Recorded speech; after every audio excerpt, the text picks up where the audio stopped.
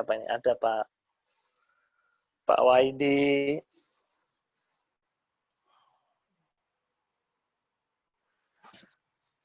Silakan, ada yang mau menambahkan atau bertanya terkait dengan tema kita pada pagi hari ini.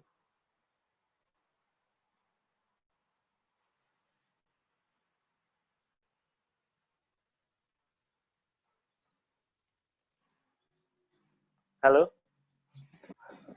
Yang lain aja, Mas Ade. Ya, yang lain yang mana? Saya mendengar.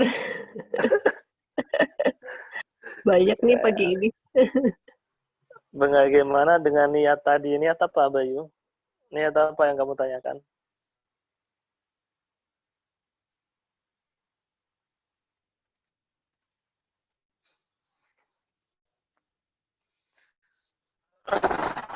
Dalam menuntut ilmu.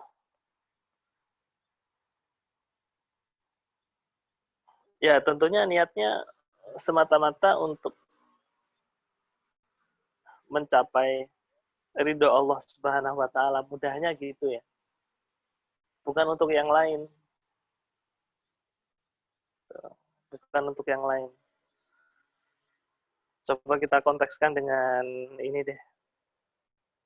Salah.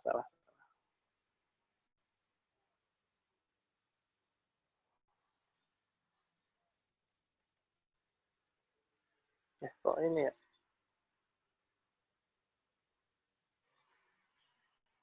Ini diskusinya direkam, Mas Ade. Iya. Oke.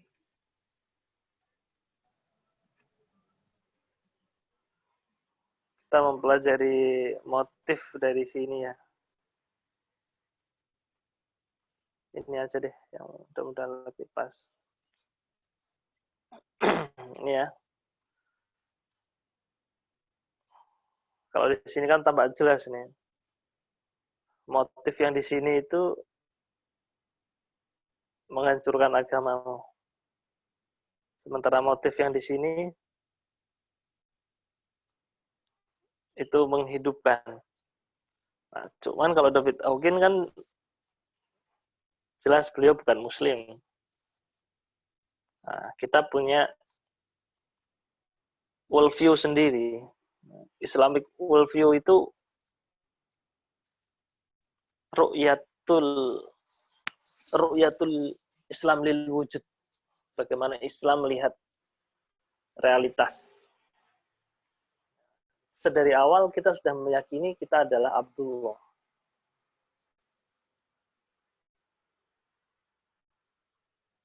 Memiliki tugas sebagai khalifah. Perwakilannya di muka bumi. Anggaplah kita ini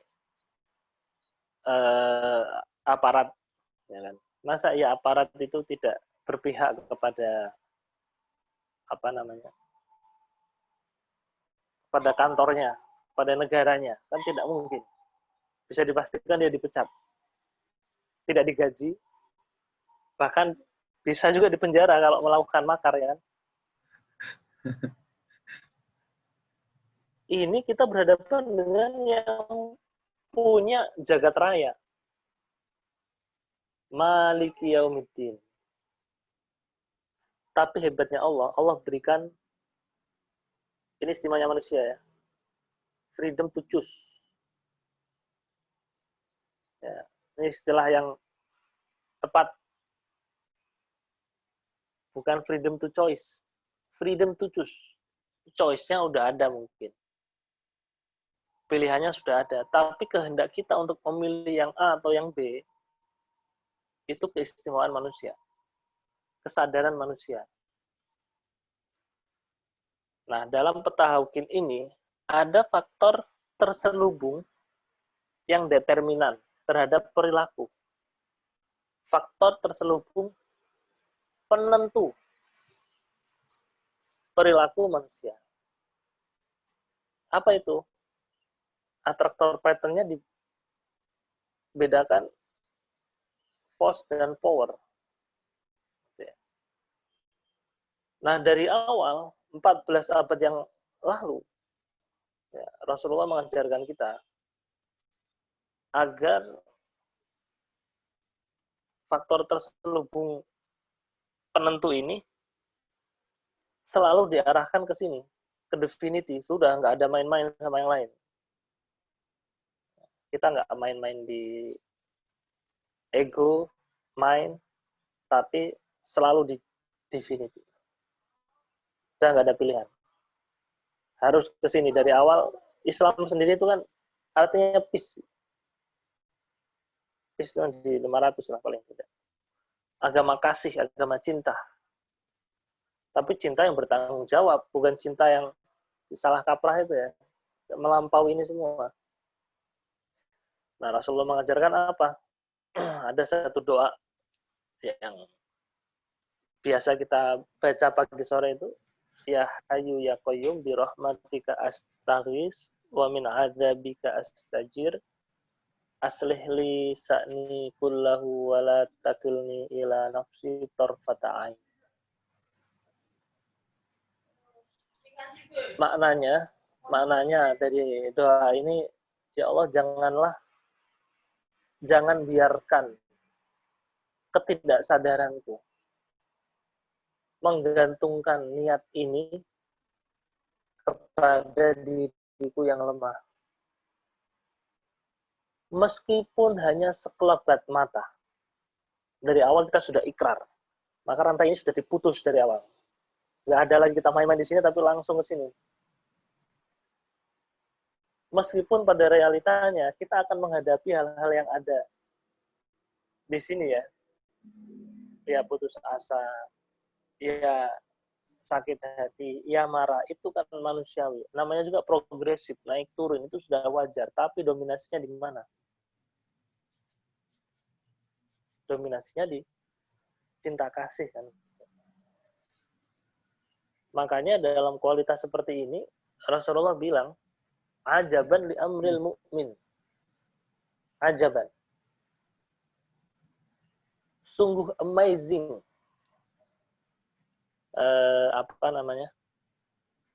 Setiap apa yang terjadi pada umat Islam ini. Umat yang beriman, mukmin ya. Ajaban li amril mu'min. Di mana letak keajaibannya? Kalau dia terperosok ke dalam pola-pola fos, dia bersabar.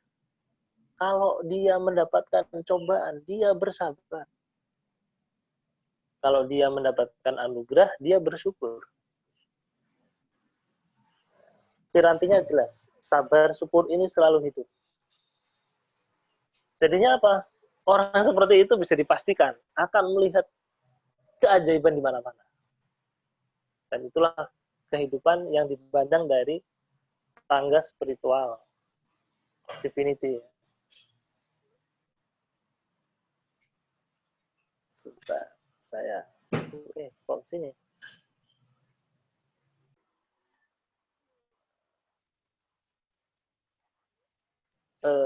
Yang mana ya? Yang ini. Yang ini. Ini yang saya maksudnya. Dengan progressive self-awareness. Event yang dia ada ini bagi seorang yang mukmin itu semuanya ajib.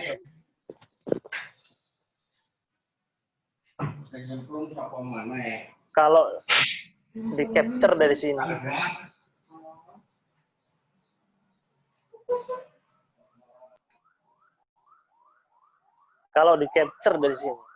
dari sini,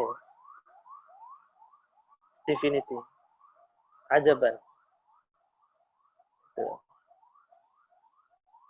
Jadi perangkatnya sangat komplit, ya, sehingga kita begitu masuk dan ikrar, ya sudah, kita siap untuk menerima semua keajaiban yang Allah berikan kepada kita. Ya, itu sedikit tambahan aja ya. Utamanya yang harus kita bidayatul hidayah itu tadi.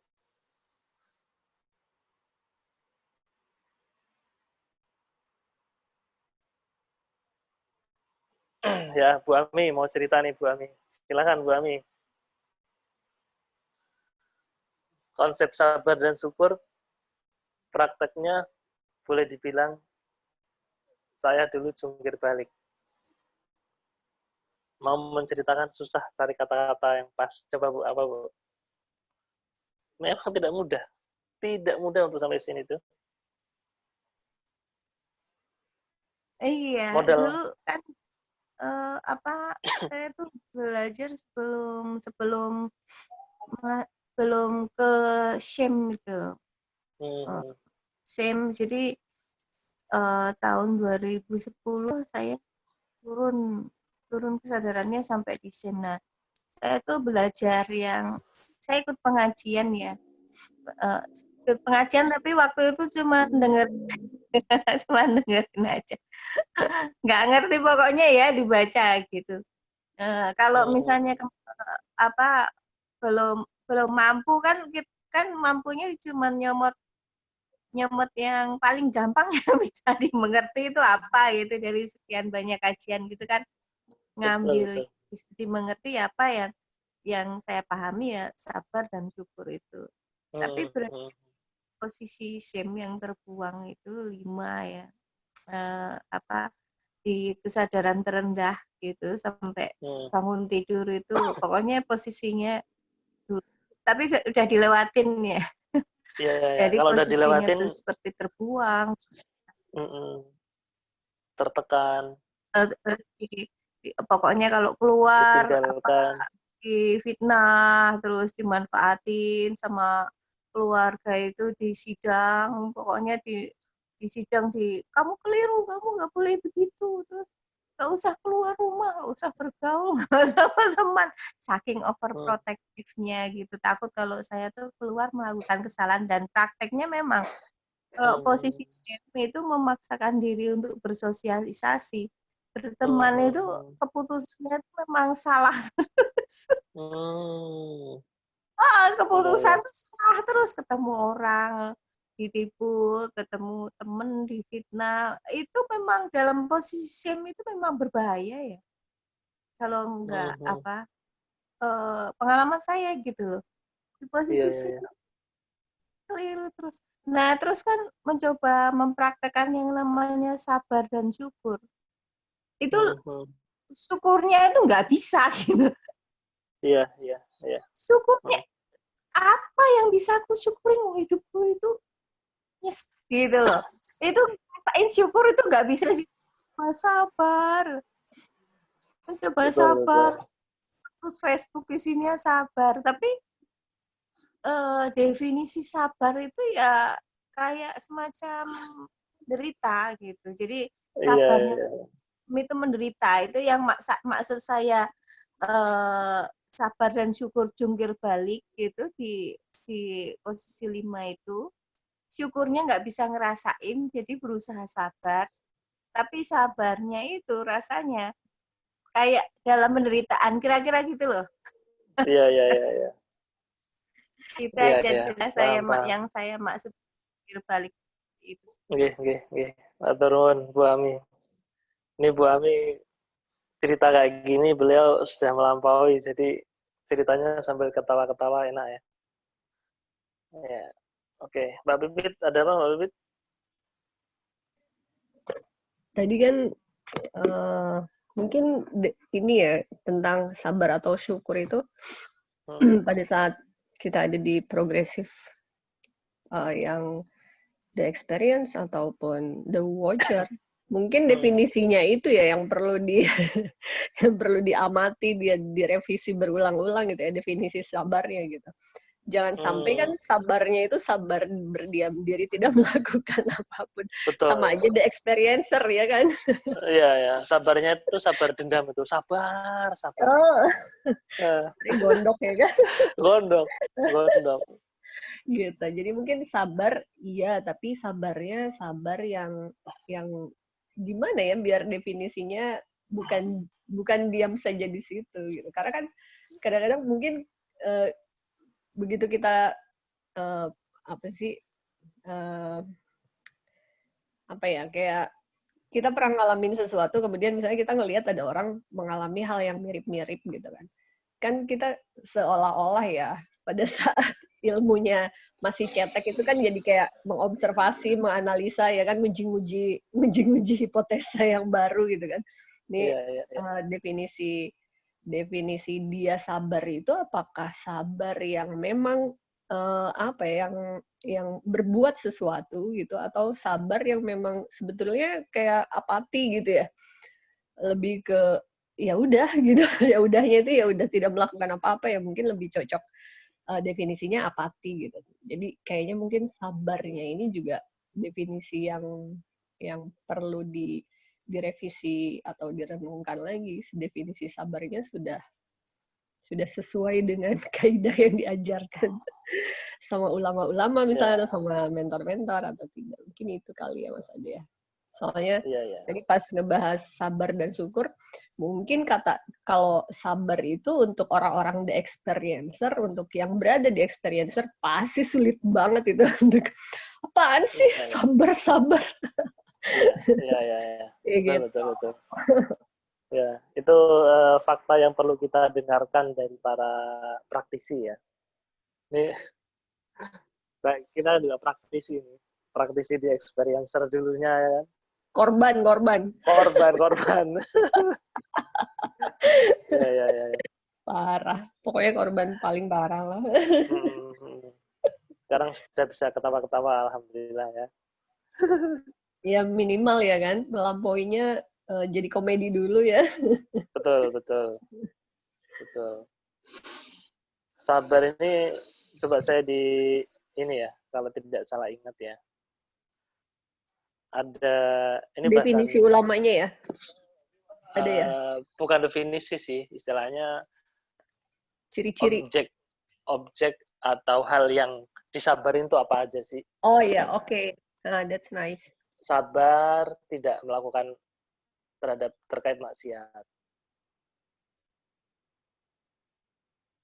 Sabar ketika kita mengalami cobaan.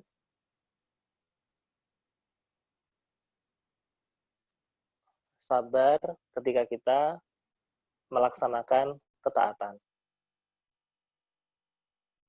Taat ya. Taat.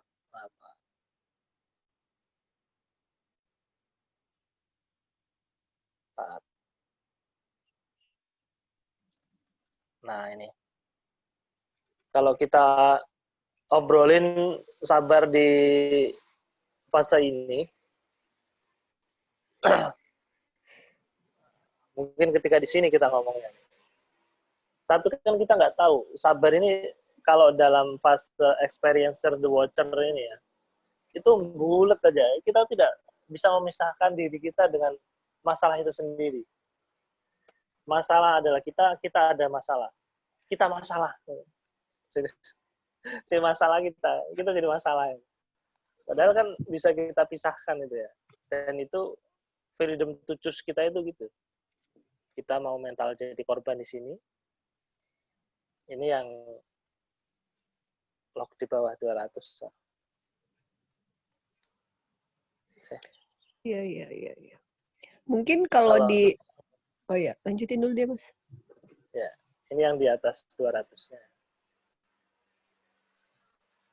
Dia sudah bisa keluar dari kotak ini. Oh, itu tuh kotak gitu. Ini masalah, ini individunya, ini masalah, ini individunya. Nah, sedari awal ketika seorang itu belajar, ya kan, karena kita nggak belajar aja, jadi sabar itu ya ketika cobaan itu itulah sabar itu cobaan sabar. Berarti sabar itu cobaan. Nah, padahal ada sabar ketika tidak melakukan maksiat. Ini kan level seorang Abdullah itu mengerti ini maksiat kepada Allah ini. Artinya apa? Melanggar titah ilahi itu kemaksiatan. Nah, saya memilih untuk bersabar tidak melakukannya. Dengan sukarela tentu. Kita bisa melihat ekspresi Nabi Yusuf ketika dipaksa untuk melakukan tindakan asusila ya. Itu sampai di kamar berdua dengan wanita cantik. Udah nggak ada siapa-siapa. Tapi di saat genting seperti itu, beliau masih bisa lepas. Itu tingkat kesadaran apa yang kita butuhkan untuk bisa seperti itu. Jangan kita bilang, itu kan Nabi. Oh, tidak bisa. Nabi ada itu untuk memberikan kita suri tauladan. Demikian juga kepada ketaatan ini. Ketika kita melakukan sholat, melakukan ibadah-ibadah itu, ya itu perlu disabari juga. Nah, ini kualitas Abdullah itu di situ. Gimana Mbak Bibit? Ya, kalau kita sudah punya definisi yang tepat ya mungkin lebih terang ya jalannya. Lebih terang. Iya. Betul. Tapi Ya. pada saat definisinya masih salah itu kan ya akhirnya kita menerjemahkannya ya khas the experiencer misalnya, khas the watcher misalnya, nggak bisa dinasehatin gitu kan istilahnya. Betul sekali. Tapi kalau kita punya rujukannya mungkin ya memang tentu lebih mudah ya, lebih terang lah jalannya. Makanya kalau kita belajar dari inspirasi surat Al-Alaq ya. Ini wahyu pertama nih. Salah deh. Wahyu pertama. Ini materi di ISR ya. Islamic Spiritual Reading. Iqra bismi rabbik. Bismi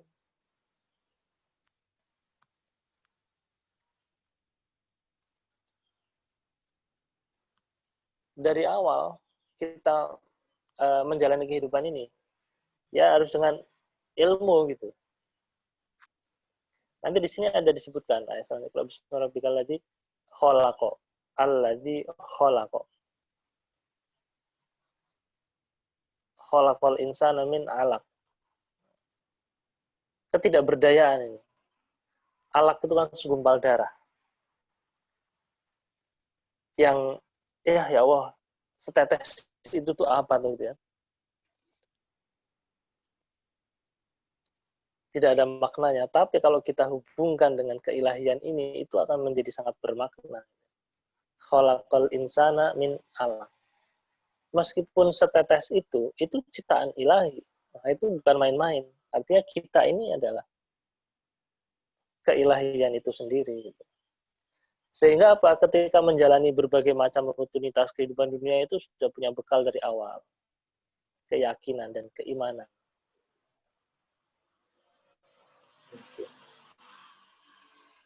Ini kan sesuatu yang kita yakini kan dia sudah seperti itu. Gitu.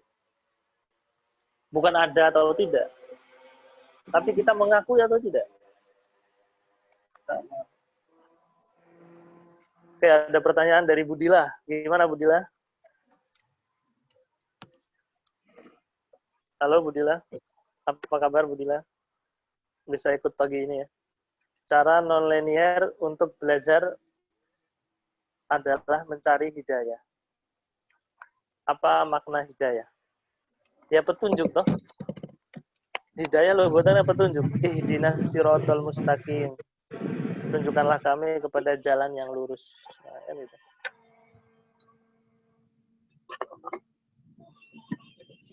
Mas Ade. Ya. Selain tadi sabar itu tidak melakukan maksiat, kemudian sabar pada saat mengalami cobaan, dan sabar dalam melaksanakan ketaatan, ada petunjuk lain nggak tentang sabar itu kalau di dalam Islam itu seperti apa? Nanti ada bahasan khusus tentang sabar ya. Okay. Sabar itu berarti harus bersabar ya menunggu bahasan. Bersabar menunggu bahasan sabar. Oke. Saya lihat kitabnya sepertinya ada Imam Ghazali lengkap kok membahas tentang sabar ini.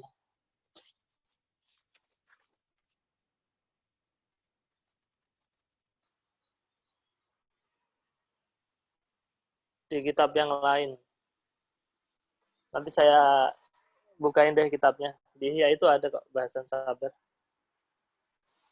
Itu salah satu di antara munjiat. Munjiat itu yang menyelamatkan gitu ya. Oh, oke. Munjiat. Kalau muhlikat yang menenggelamkan, yang merusak. Muhlikat. Sama-sama perlunya kita mempelajari kedua itu. Mengenali kegelapan untuk bisa melihat terang. Itulah kira-kira.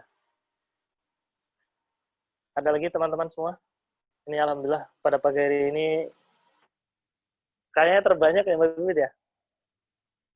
Iya. Ya, ada Mbak Muhlikat D, itu tadi Silvia. apa? Muhlikat? Muhlikat. Halaka itu rusak. Atau apa Mengenali ya? kerusakan, mengenali tanda-tanda kerusakan gitu. Ya, yang dimaksud muhlikatnya Imam Ghazali itu yang merusak jiwa, yang merusak Oh iya. kualitas kolbu, kualitas kolbun salim. Gitu. Oke, ada lagi teman-teman? Insya Allah nanti rekamannya seperti biasa saya upload di YouTube. Terus saya lagi buatkan satu apa ya istilahnya perpustakaan lah untuk kajian yang dulu pernah kita bedah dalam satu ruangan gitu ya. Nanti teman-teman silahkan enroll, daftar gratis kok.